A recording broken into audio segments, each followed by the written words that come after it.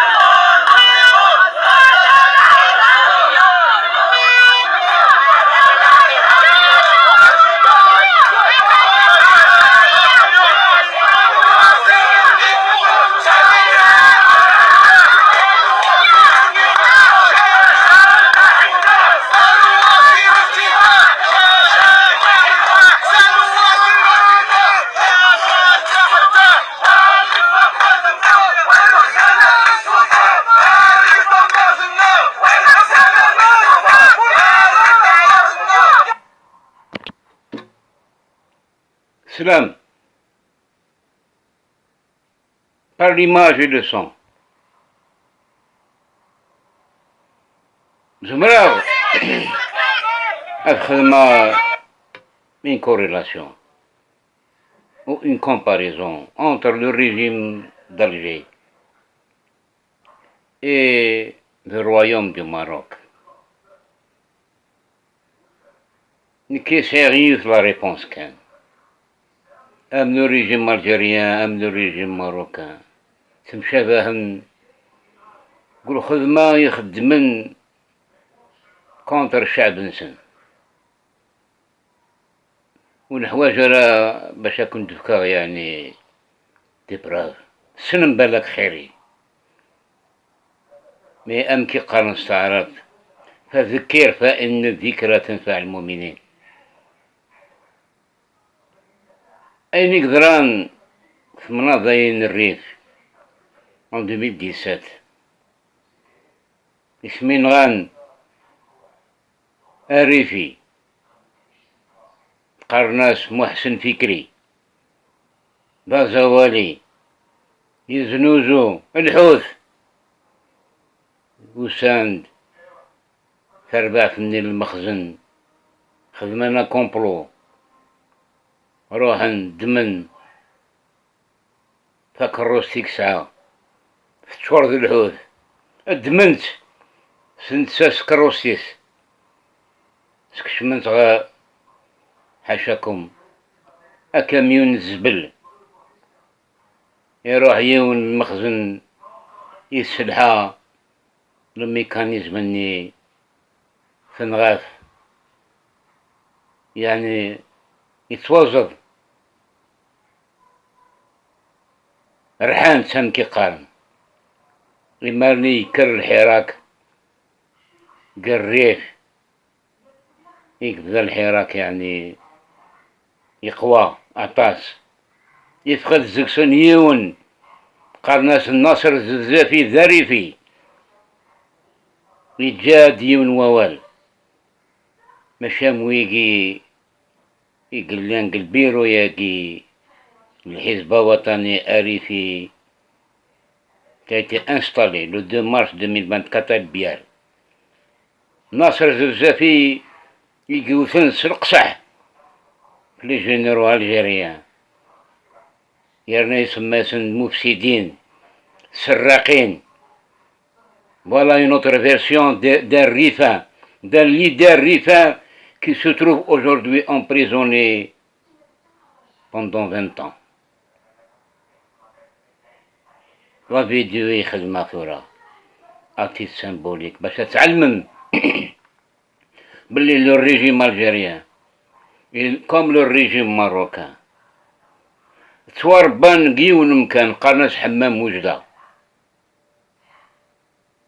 لي ريسبونسابل نتورا ذي مقرنوك انقرزك سني ساعة 65 سنة يعني تواربان العقلية ني الحمام وجدة ils ont les mêmes pratiques les mêmes résultats de la répression.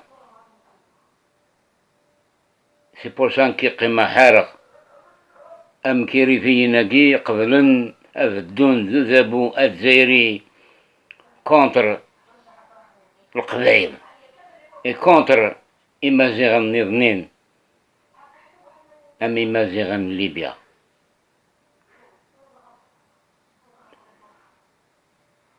أكن سكنا ثورة يون وعسكري ذا مروكي يقرون سيف مرسيس لارمي ماروكان أكن ثورة الجزائر الثورة il est entre les mains des généraux algériens ونقرر باللي ظهر كي c'est un évadé كي زمرا غادي نير باللي واقي ذرقاس واقي parmi peut-être des officiers de l'armée marocaine qui vont sauver la partie et j'espère qu'il y aura d'autres généraux marocains d'autres officiers libres أم كيس نقارن السعرات الضباط الأحرار هذه نقلبن في الروا محمد السيس pour minimiser les dégâts أكني دلير قرادنا الفيديو. On évite le bain de sang au Maroc entre Amazigh أكن جغات سلم à titre symbolique aussi et l'officier marocain يعني ذرقاز العالي السنة ذي هضر يرنا يعلم تكثف في الريف سبيسيالمون أكون جا أتسلم يورقاز العالي ياقي مقبل الزرم لا فيديو ياقي سامحتي نغاون دقرادنا الفيديو باللي الحسن التاني أورثي يرحم ربي يكسمان وقدود الريف يسمى ياسن الأوباش زمان ما توغال مرة فيديو ياقي بثورة لوفيسي ياقي يقوم اون فيديو يرنا يسرس وولا جيمي حسن دو ثلاث زرم بار ليماج اي لو سون. الناس الشمال أصبح يطلق عليهم لقب الأوباش بعد أحداث يناير 84. الناس الشمال أصبح يطلق عليهم لقب الأوباش. وكيقول هذا السفاح كيقول بأنه يعني الأوباش يعني مهربين، المهربين العاطلين والمهربين، ناسيا أو متناسيا أنه الناس الشمال تعاطوا لتهريب الحشيش والتهريب البضائع من مدينتي السبتة ومليلية، يعني نظرا مضطرين الى ذلك نظرا الحالة ديال التهميش التي كان يعانيها شمال المغرب منذ الاستقلال. وهذه القضية ديال الريف، الكتاب ديالي بالمناسبة ميموار دان سولدا ماروكان، الجزء الاول ديال الكتاب مخصو انا القضية ديال الريف. الناس اللي قراو الكتاب ديالي راهم عارفين هذه المسألة هذه. البروميير شابيتر ديال الكتاب كاتبو على الريف اللي عانى من التهميش منذ الاستقلال او ما يسمى بالاستقلال ديال 56. تذكروا معايا في اواخر ما بين اواخر 58 وبدايه 59 كانت انتفاضه الريف. انتفاضه الريف اللي كانت زعمها محمد الحاج سلام أمزيان. وهذه الانتفاضه كانت جات نتيجه يعني السياسه الخبيثه ديال المخزن الذي يعني الذي عاقب سكان الريف جبالة إلى بغيتو تقولوا لانفصالهم عن الكيان العلوي خلال التواجد الإسباني، يعني ما عرف بجمهورية الريف. المخزن من بعد الاستقلال كاع لي فونكسيونير ولي كادر اللي رسل للريف كلهم يعني ناس جاو من وسط المغرب من الداخل، ولا ريفي واحد تولى يعني شي دور اداري ولا يعني تعطاه يعني شي منصب في شي وزاره ولا يعني ريافه. تم تهميشهم بشكل كلي. سي كوم لوبيراسيون زيرو كابيل. يعني تم تغييبهم عن السلطه. ريافه بيضاء. وكما قلت لكم هاد الاستراتيجيه الخبيثه ديال المخزن جاءت يعني كعقاب للريافه عن موقفهم، يعني عن يعني ما عرف بجمهوريه الريف، ويعني ونكرانهم للعلويين كسلطه شرعيه في البلاد. وهذه المساله هذه ما كانش يعني غير في الريف، راه قلتها انا في مناسبات سابقه. المقاومه ضد المستعمر الاسباني والفرنسي التي كانت يعني متواجده داخل المغرب كلها كانت مقاومه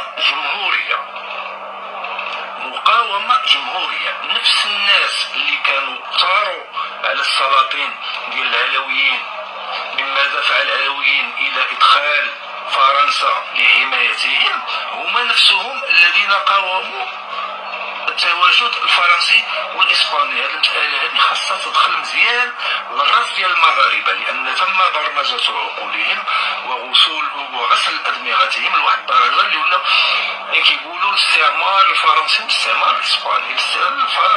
الاستعمار الفرنسي لم يكن استعمار، كانت حمايه.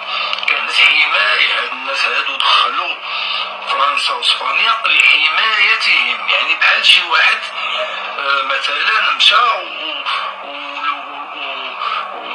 ودار ان كارد دو كور مثلا، ولا مجموعه ديال الحرس الخاص كيدفع لهم يعني الاجره ديالهم باش يحميوه. جابوهم باش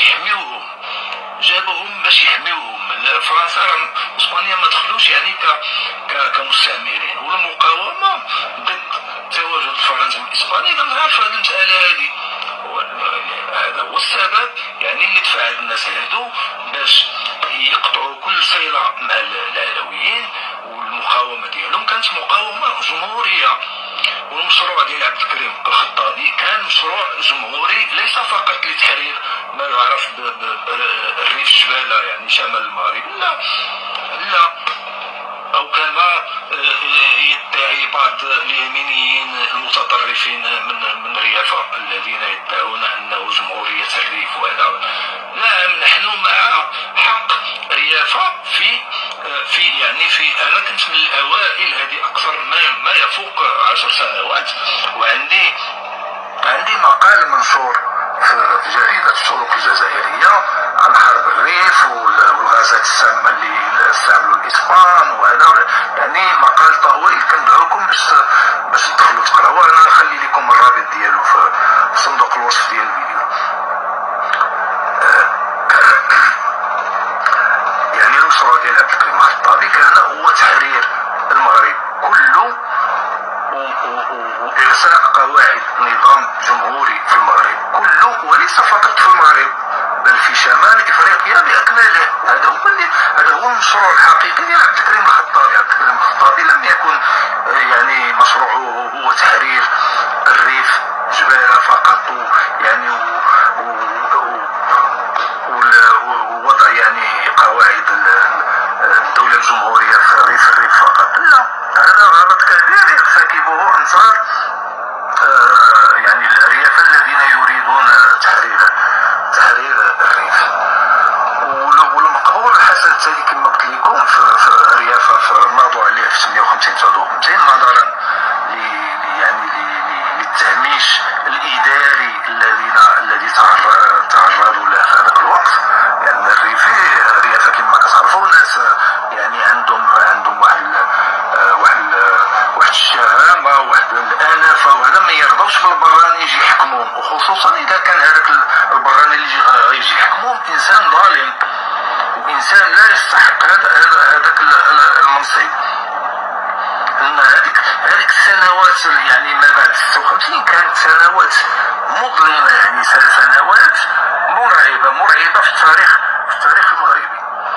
مباشرة بعد الخروج ديال فرنسا واسبانيا بدأت تصفية هذوك المقاومين ما يعرف بجيش التحرير، سواء الناس ديال جيش التحرير ديال الشمال ولا جيش التحرير ديال الجنوب. التصفية ديال المقاومين ديال جيش التحرير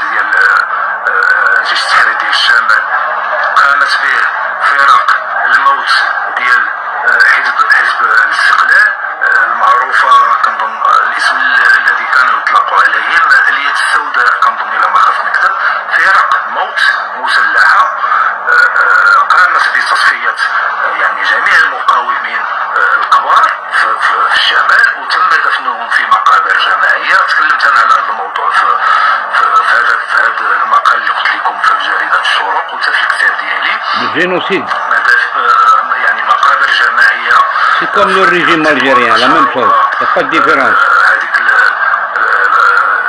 المقبرة الجماعية ديال قصر بريشة معروفة في تطوان.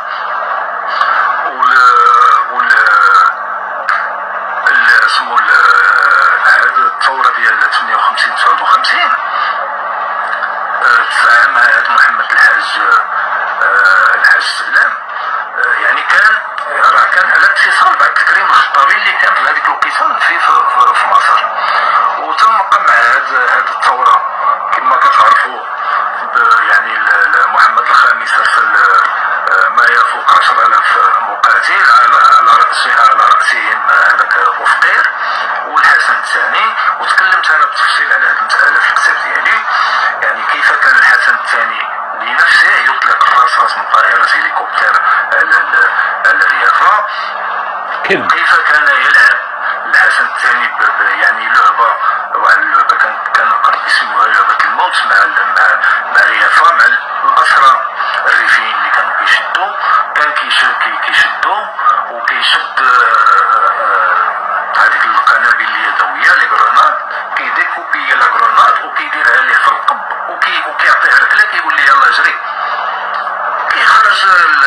مسكين كيبدا يجري كيوصل لواحد 20 ولا 30 متر كتنفجر هذيك القنبله اليدويه اللي كانت عنده في القلب.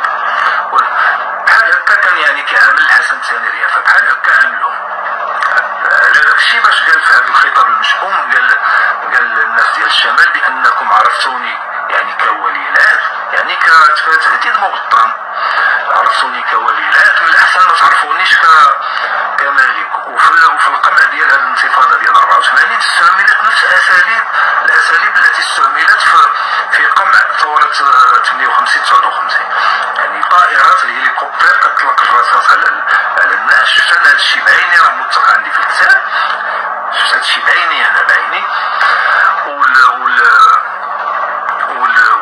والحسن الثاني كما قلت لكم يعني اتهم الناس ديال الشمال بانهم اوباش وعاطلين وهذه، ولم يقل يعني لم يعترف يعني بان الناس ديال الشمال هذاك التهميش اللي كانوا فيه وهذيك التعاطل يعني التهريب هو نتيجه سياسته الفاشله في شمال المغرب. يعني الناس اللي وصلوا لهذاك الحد كما قال هو. La vidéo,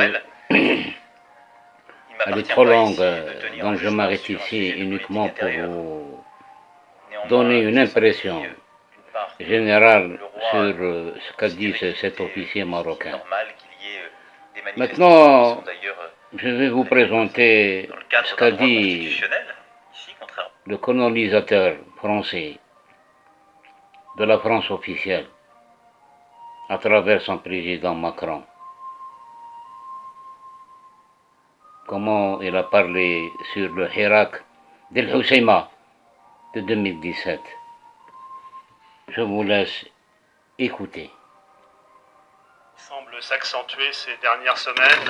Vous préoccupe-t-elle en tant que risque de déstabilisation d'une région qui est aux portes de l'Europe? Nous les avons évoqués d'ailleurs dès le début de la visite, parce que je les ai abordés de manière très directe et très naturelle. Il ne m'appartient pas ici de tenir un jugement sur un sujet de politique intérieure. Néanmoins, j'ai senti d'une part que le roi considérait qu'il était légitime, normal, qu'il y ait des manifestations qui sont d'ailleurs prévues dans le cadre d'un droit constitutionnel, ici, contrairement à plusieurs autres pays. D'autre part, que son souhait était d'apaiser la situation en répondant justement aux prémices de ces mouvements et en apportant une réponse concrète, une considération à cette région et des réponses très concrètes en termes de politique publique. Et donc la discussion que nous avons eue ne me donne pas lieu de craindre justement à une volonté de répression quelle qu'elle soit, mais plutôt d'une réponse dans la durée et sur les causes profondes de ce qui est advenu. J'ai enfin plutôt entendu un roi du Maroc préoccupé par le sort de cette région qui lui est chère et où il a pour habitude de passer du temps, ce qui est d'ailleurs une pratique qu'il a inaugurée. Vous avez entendu Macron.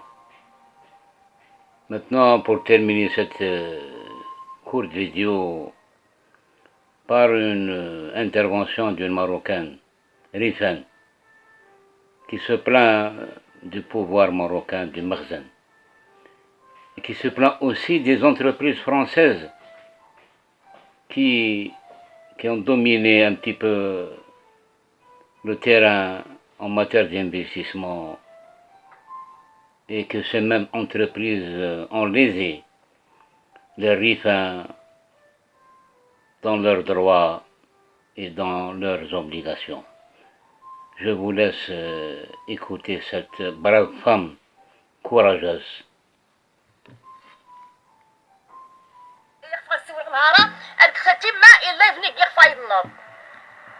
المهم مي تغنى يعني نشي طاوات ماغنا تبدا ندير بحورات على حسب لقمة عيش يثبت نتمر غارق ندير بحورات على قبل لقمة عيش تبدا ندير بحورات على غارق ندير على حسب لقمة عيش كان يبان قاسي يعني ما السبب يعني منايا مش منايا تحقت يعني المهم المهم بطحت منايا يعني دي اللايف يعني غيدير فايض النار وهو انه نشيت قلت بالله عمريت شي يعني ضائعين الاغلب يسحب النظام شي قلت بالله عمريت شنيغ بان نشيت وغتعيش اكيروميا تعيش تصحاب مريتش شي غتعيش يعني اكيروميا المخياضين يعني خدمة الناس يعني يوميا النوضة كملت وغتسيت يعني كسيت يوميا يصفوني تغير غتسيت الشنشي تغير خدمك يوميا يعني تقول مثل العمريت الشباب على ضائع الشباب يعني حد يهاجر حد يموت دير بحورات حد يغاق والدها كارثة يوقع غادي الايامات حد يظهر يعني يجي العدد يوض يظهر ايش العدد يعني هذا ثني وبالك السبب من يعني ما في الاسباب الاسباب واضحين غنخشى العيش كريم مي وبالك غنبغي العيش كريم وتفذبوا الدنيا لسبب نغني الدمار ندير بحورات ندير بحورات تهاجرتي مورا نقول بسم الله عملتش النوبه تشرد والاغلبيه الريف تشرد لان الدوله شي واخش لا قيمه ولا اعتبار هذه المسؤوليه تحمل خدمه الدوله واخش يقول قيمه ولا اعتبار نشنا ثم واخشي وغنبدا يسبوا العيش الكريم والاغلبيه يعني صور خاري في صحاب النوبه صور يخفي نوذي ذي اسمات نغ على الدراوشي يتقطو صدايتاتي ولكن الدوله شي واخد تعريف والخبر واخشي يقول قيمه لازم ندير بالقراج يبان ما يبغي هاجر يوا قيمه ذلكاتي مي دغا قيمه ما في المصير نغشي اخي دغا قيم بلاد نحكم بخاص لانه ما يبغي احد يراقب البحوره يراقب البحوره على قبل لقمه تعيش لان شي الدوله ولا شيشة كاش اللي قيم موافق كما يقيم موافق عشان المستقبل باش نبغي نكرشن لا مستقبل لنا جميعا لان بلادنا الشي دمها شيشة وغنخبر خدايم عشان يخدم بنادم ما تحب حد يفق حتى هذه يشاء الاغلبيه مخياضين سوف تسول كما في العمريش مخياضين غدا سوف غنبغى ظاهره تسعايه نظا غامي يكمل عريض فهم خاص هذه المسؤوليه تحمل في الدوله وتجيبوا ذا الجاليه انا غيراقم نشد راقبه الجاليه غاريف راقبه الجاليه جاليه اللي من عمل غير تحمل المسؤوليه انا الريف مثل المسؤولين شنو جيبوا تابعيني الجاليه شنو تابعيني لا يسبار يعني عارفه بلي يكمل ما في المسؤولين يعني يغارقوا الشكل الاقليم ما باي ضما مخيا سوف تسول انا حنسقق ترى يعني تقول لي الظاهره منتشره ونقص القفه ونقص انت ونقص تسعايه ونهرشن وني اي حاجه خسيت حنسقق مستوى الجاليه غتجي مكلفه